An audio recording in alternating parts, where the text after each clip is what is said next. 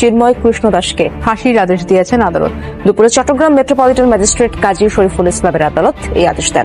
চট্টগ্রামে চিন্ময় কৃষ্ণ দাসের ফাঁসির আদেশ দিয়েছেন আদালত। থেকে দাবি করছি ভিসা 100% স্টপ করুন।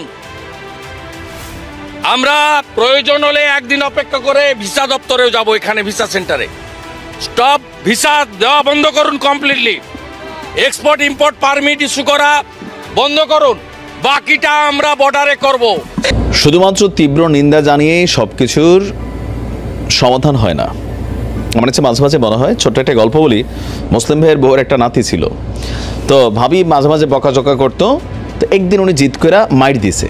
তো মাইর দেওয়ার পরে ভাবির নাতি বলতে আছে, তুমি মাল লাকা, তুমি আমার বকবায় না, মানে ফদাইবা, কুমিল্লার ভাষায় ফদাইবা। ফদাফদি মানে হচ্ছে বকাবকি। তো মানে এখন বকলে আর মারলে পার্থক্য কি? তার বক্তব্য, বকলে তো গায়ে লাগে না, ব্যথা পাই না, মারলে তো ব্যথা পাই।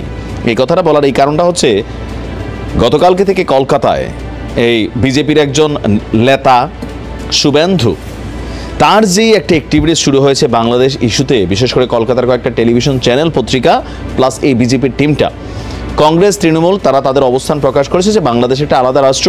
এই বিষয়ে তাদের সরকারের কোনো বক্তব্য দেওয়ার সুযোগ নাই।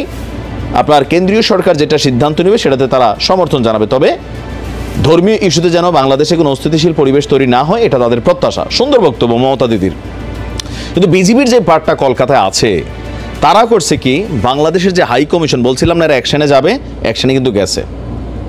আজকে তারা বাংলাদেশের হাই কমিশনে গিয়ে যে আমাদের জাতীয় পতাকা আছে, সেই পতাকাকে সেখান থেকে টাইনা হেসরাইয়া নামাইয়া সেটাকে কেউ পা দিয়া পদদলিত করেছে, নানান ধরনের অ্যাক্টিভিটিস কিন্তু চালিয়েছে। আবার আমাদের বাংলাদেশে এগুলো টুকটাক ঘটছে। সাইকেলের মধ্যে ভারতের ছবি টবি লাগায় আজকে দেখলাম, জুতা পেটা করা হচ্ছে। তো এই বিষয়গুলো একটা কিন্তু আরেকটা টাইনে নিয়ে আসতেছে। তোমরা যেমন করছো আমাদের দেশেও হয়েছে, এখন কালকে আবার তারা করবে, তবে তারা এক ধাপ বেশিই করেছে।